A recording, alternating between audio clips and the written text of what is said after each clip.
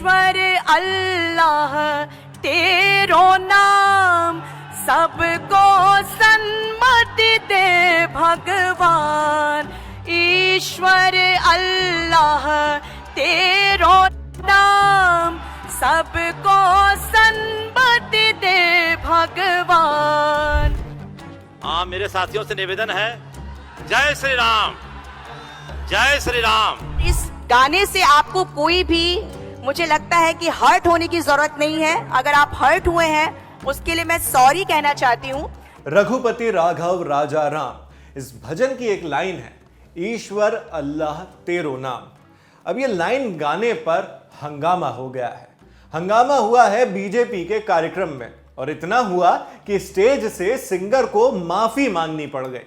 25 दिसंबर को पटना के बापू सभागार में बीजेपी की ओर से अटल जयंती समारोह का कार्यक्रम रखा गया था। मंच से भोजपुरी गायिका देवी ने महात्मा गांधी के प्रिय भजन रघुपति राघव गाना शुरू किया। इस दौरान गायिका ने जैसे ही ईश्वर अल्लाह तेरो नाम वाली लाइन गाई, हंगामा होने लगा। कार्यकर्ता नाराज हो गए। फिर माहौल को शांत करने के लिए तुरंत जय श्री राम के नारे लगवाए गए। तब जाकर कहीं मामला शांत हुआ और प्रोग्राम को आगे बढ़ाया जा सका। ईश्वर अल्लाह तेरो नाम, सबको सन्मति दे भगवान। रघुपति राघव राजा राम, पतित पावन सीताराम। श्री रघुनंदन जय सिया राम, जानकी बल्लभ सीताराम। जय श्री राम, जय श्री राम। ये ऐसा है कि कलाकार का अपने इरादा इनका सही था। कृपया अच्छा, एक जय श्री राम। मैं चाहती हूँ, हाँ, देखिए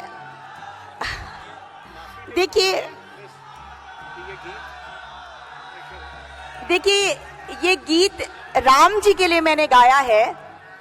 और आप सभी जानते हैं कि हमारा जो भारतीय संस्कृति है, मैं 2 मिनट लेना चाहूंगी और आप मेरी बातों को सुने। हमारा हृदय बहुत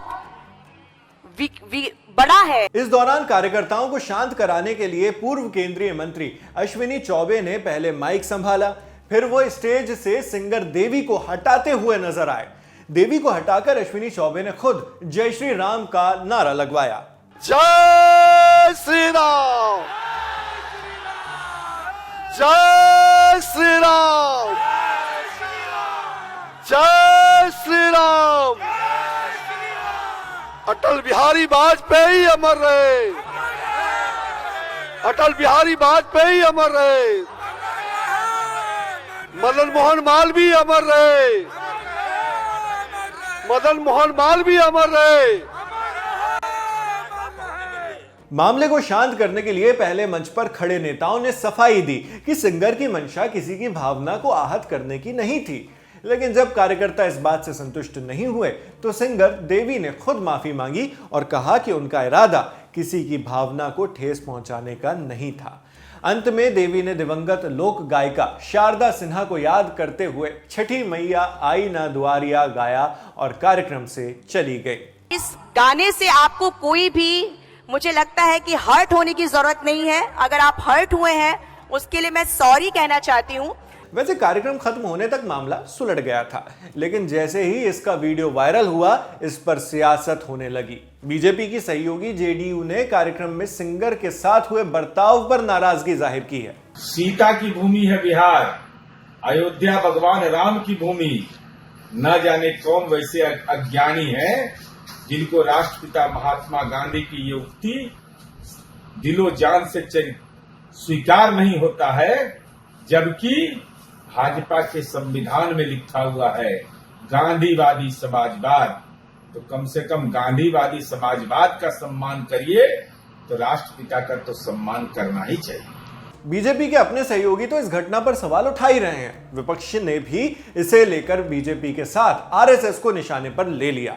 आरजेडी सुप्रीमो लालू यादव ने इस घटना का वीडियो शेयर करते हुए एक्स पर लिखा, संघियों और भाजपाइयों को जय सिया राम, जय सीताराम के नाम एवं नारे से शुरू से ही नफरत है, क्योंकि उसमें माता सीता का जयकारा है। ये लोग शुरू से ही महिला विरोधी हैं और जय श्री राम के नारे के साथ आधी आबादी यानी महिलाओं का भी अपमान करते हैं।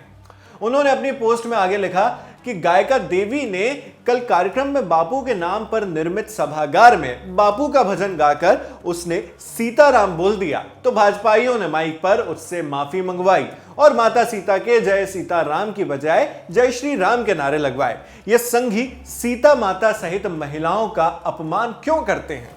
ये तमाम बातें कही थी लालू प्रसाद यादव ने। इस पूरे विवाद को लेकर इंडिया टुडे के सहयोगी देवेश सिंह ने सिंगर देवी से भी बात की। पटना में उस दिन क्या हुआ था और इस घटना के बाद उन्हें क्या फील हुआ, इस पर सिंगर देवी ने क्या कहा है, सुनिए। मैंने गाना जब शुरू किया तब तक तो माहौल ठीक था, लेकिन जैसे ही उसमें लाइन आई ईश्वर अल्लाह तेरो नाम, तो अल्लाह के नाम से कुछ जो वहां पे लोग थे उनको विरोध उन्होंने शुरू कर दिया और बहुत ज्यादा हंगामा शुरू कर दिया। हंगामा इस कदर उन्होंने करना शुरू कर दिया कि जो आयोजक थे वो लोग भी अफरा तफरी में आ गए कि आखिर इसको कैसे मैनेज किया जाए। मैं भी घबरा गई कि भाई क्या मैटर क्या हो गया। तो फिर मैंने लोगों के बीच में आई और मैंने लोगों से कहा कि अगर मेरी किसी बात से आपको हर्ट हुआ है तो मैं आपको सॉरी कहना चाहती हूँ। ये तो बहुत ही गलत है और बहुत ही छोटी सोच का परिचय जिन लोगों ने भी ऐसा किया है उन्होंने बहुत छोटी सोच का परिचय दिया है। और ये भजन जो है वो महात्मा गांधी जी का प्रिय है, तो कहीं ना कहीं आप महात्मा गांधी जी का भी असम्मान कर रहे हैं इस गाने का विरोध करके। तो ये काफी दुखद था और मैंने कभी भी ऐसा सोचा नहीं था, ये मेरी कल्पना से भी परे की बात है कि रघुपति राघव जैसे गाने पे कोई विरोध कर सकता है। कि ऐसा था कि जो नेता गण भी थे वो मेरे सपोर्ट में ही थे।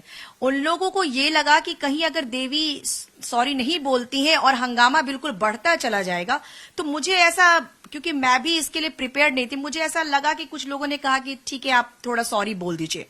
तो ऐसा हुआ था, लेकिन वो सारे लोग जो मुझे सॉरी बोलने के लिए भी बोले वो बस ये चाह रहे थे कि हंगामा को किसी तरह से शांत किया जाए, इसलिए जो भी बातें हुई वो हंगामे को शांत करने के लिए हुआ। कितना अजीब है ना, जिस भजन को सद्भाव के प्रतीक के तौर पर लंबे समय से गाया जा रहा था, अब उसके एक हिस्से को लेकर आपत्ति जताई जा रही है।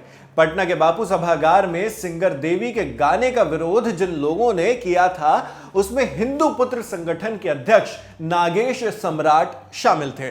उन्होंने भजन के विरोध के पीछे दलील दी थी कि वो बापू का भजन गाने से मना कर रहे थे क्योंकि महात्मा गांधी ने इसमें ईश्वर अल्लाह जोड़ा था, जबकि मूल भजन जिसे लक्ष्मणाचार्य ने गाया था उसमें ईश्वर अल्लाह नहीं था। उन्होंने कल एक गाना गाया, रघुपति राघव राजा राम पतित पावन सीताराम ईश्वर अल्लाह तेरो नाम गाए। तो हम सभी ने कहा कि ये तो गांधी जी गाए हैं, आप जो लक्ष्मणाचार्य जी पूरा भजन गाए हैं उसको गाइए। वो भजन था रघुपति राघव राजा राम पतित पावन सीताराम सुंदर विग्रह मेघा श्याम गंगा तुलसी शालीग्राम, ऐसे वो भजन था। रघुपति राघव राजा राम पतित पावन सीताराम ईश्वर अल्लाह तेरो नाम सबको सन्मति दे भगवान। माना जाता है कि यह महात्मा गांधी का प्रिय भजन था, वो इसे अक्सर गाया करते थे। ऐसा कहा जाता है कि यह भजन बहुत पुराना है और गांधी जी ने इसके मूल रूप में कुछ बदलाव किए थे। वैसे इसे लेकर अलग अलग थ्योरीज हैं। एक थ्योरी यह कहती है कि 17वीं सदी में कवि और संत स्वामी रामदास ने इसे लिखा था। दूसरी थ्योरी कहती है कि इस भजन को श्री लक्ष्मणाचार्य ने लिखा। हालांकि इंटरनेट पर इन अलग अलग दावों में कौन सा पुख्ता है यह कह पाना थोड़ा मुश्किल है।